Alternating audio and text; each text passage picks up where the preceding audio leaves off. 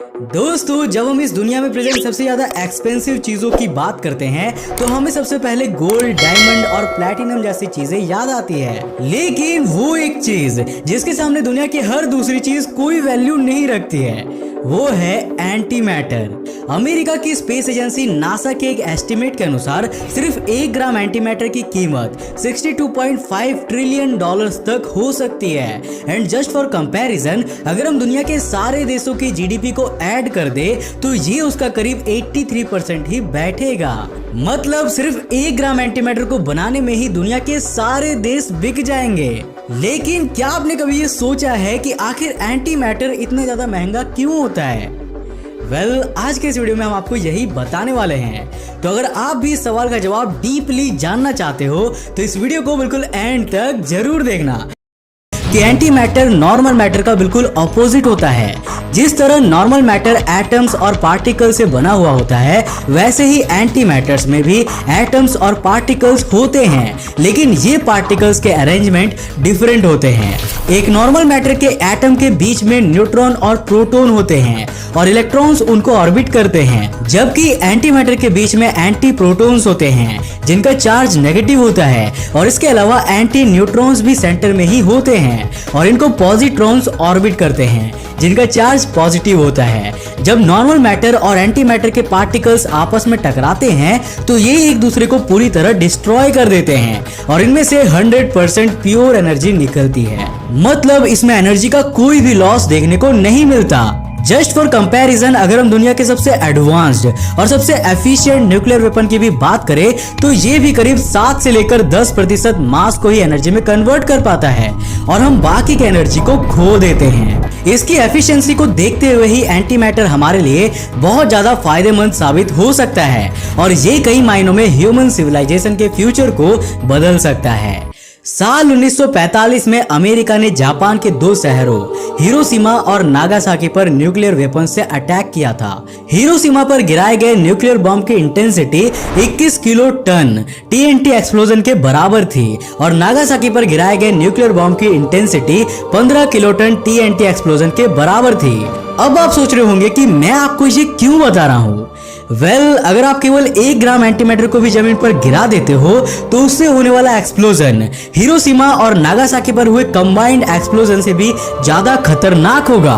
मतलब सिर्फ 1 ग्राम anti matter पूरे शहर को खत्म करने के लिए काफी है। अगर हम किसी नॉर्मल बुलेट की टिप पर एंटी मैटर पार्टिकल्स के 1 ग्राम का 100 करोड़वा हिस्सा भी लगा देते हैं और फिर उसे फायर करते हैं तो इसे एक इंसान की ही जान नहीं बल्कि पूरे के पूरे मिलिट्री बेस को ही उड़ाया जा सकता है। इस हाइपोथेटिकल बुलेट को एंटी मैटर बुलेट नाम दिया गया है। ये तो बात हुई मिलिट्री इक्विपमेंट्स और डिस्ट्रक्शंस के सामान को बनाने में इसके इस्तेमाल की, लेकिन क्या आपको पता है कि इसका इस्तेमाल हम और भी कई जगहों पर कर सकते हैं। साइंटिफिक स्टडीज से पता चला है कि एंटी मैटर से हम ह्यूमन बॉडी में होने वाले कई प्रकार के कैंसर्स को खत्म कर सकते हैं। जब बात स्पेस एक्सप्लोरेशन की आती है और जब हम यूनिवर्स में दूर दूर के ऑब्जेक्ट्स तक जाने की सोचते हैं तो हमें एंटी मैटर जैसे एफिशिएंट फ्यूल की ही जरूरत होती है। वैज्ञानिकों का ऐसा मानना है कि अगर हम एंटी मैटर को रॉकेट फ्यूल की तरह इस्तेमाल करें तो ये रॉकेट को लाइट की स्पीड के 50% स्पीड तक एक्सेलरेट कर सकता है। अब सवाल ये उठता है कि अगर एंटी मैटर इतनी ज्यादा यूजफुल है और इसकी इतनी ज्यादा एप्लीकेशंस है तो हम इसे प्रोड्यूस क्यों नहीं करते हैं? इसका सीधा सा रीजन ये है कि एंटी मैटर बहुत ज्यादा रेयर है। धरती पर इसे प्रोड्यूस करना बहुत ज्यादा कठिन है और इसकी कॉस्ट के बारे में तो मैं आपको वीडियो के स्टार्टिंग में ही बता चुका हूँ। मैंने अपने एक पिछले वीडियो में आपको ये भी बताया था कि हमारे इस यूनिवर्स में जितने अमाउंट में नॉर्मल मैटर है उतने ही अमाउंट में एंटी मैटर भी होने चाहिए थे, लेकिन हम अभी तक इसे खोज नहीं पाए हैं। हो सकता है कि यूनिवर्स में एंटी मैटर से बने हुए स्टार्स और यहाँ तक कि गैलेक्सीज भी प्रेजेंट हो, लेकिन हम इन्हें खोज नहीं पा रहे हो क्योंकि ये हमारे सोलर सिस्टम से काफी ज्यादा डिस्टेंस पर है। यहाँ आपको ये भी जान लेना चाहिए कि हमारी धरती पर नेचुरली भी एंटी मैटर बनता है। जब आउटर स्पेस से आने वाली हाई रेडिएशन कॉस्मिक रेज धरती के एटमॉस्फेयर से टकराती है तो एंटी मैटर के कुछ बेहद ज्यादा छोटे छोटे पार्टिकल्स प्रोड्यूस होते हैं, लेकिन ये पार्टिकल्स एटमॉस्फेयर में प्रेजेंट नॉर्मल मैटर के पार्टिकल से टकराकर कुछ मिली सेकेंड्स में ही डिस्ट्रॉय हो जाते हैं।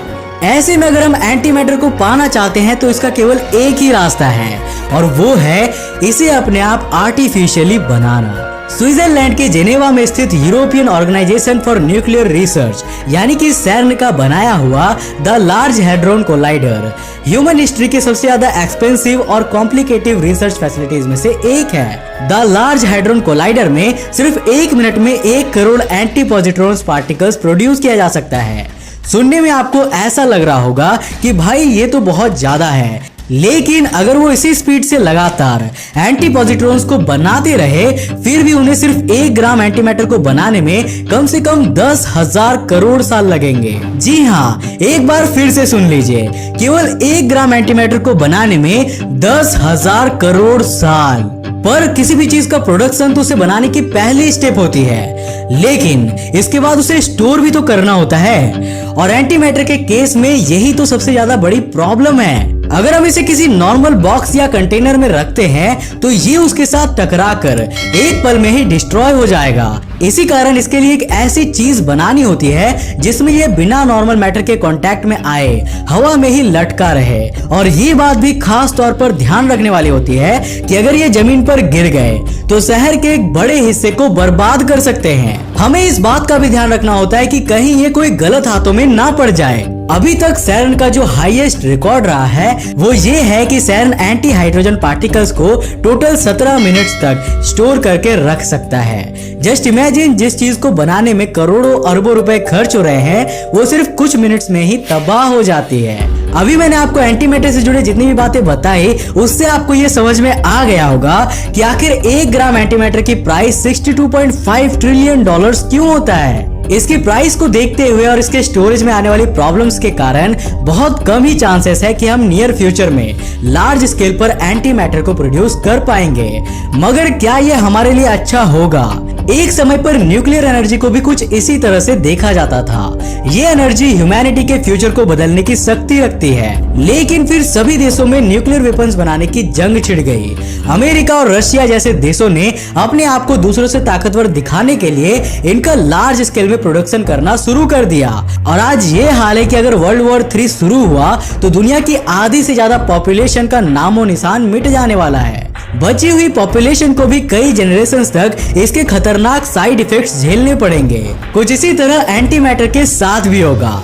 कोई ना कोई देश तो इसका यूज वेपन्स बनाने में जरूर करेगा और फिर उससे बचने के लिए दुनिया के दूसरे देशों को भी मजबूरी में ऐसा करना पड़ेगा। इससे एंटी मैटर वेपन्स के लिए दुनिया में एक रेस शुरू हो जाएगी और फिर इसके परिणाम तो आप अच्छी तरह से जानते ही हैं। एंटी मैटर न्यूक्लियर एनर्जी से भी कई गुना ज्यादा डिस्ट्रक्टिव है और ये किसी एक शहर, किसी एक देश या फिर किसी एक कॉन्टिनेंट को ही नहीं बल्कि पूरी की पूरी धरती को बर्बाद कर सकती है। इसीलिए अगर हम एंटी मैटर को बनाने और इसके लार्ज स्केल प्रोडक्शन के फील्ड में आगे बढ़ना चाहते हैं और इसका इस्तेमाल फ्यूचर के स्पेस मिशंस में एज ए फ्यूल करना चाहते हैं तो हमें सबसे पहले ग्लोबल लेवल पर यह ट्रीटी करनी होगी कि कोई भी देश इसका इस्तेमाल गलत तरीके से ना करे। वैसे आप इसके बारे में क्या सोचते हैं हमें नीचे कमेंट करके जरूर बताना। अगर आपने अभी तक हमारे इस चैनल को सब्सक्राइब नहीं किया तो कर क्या रहे हो यार, जल्दी इस चैनल को सब्सक्राइब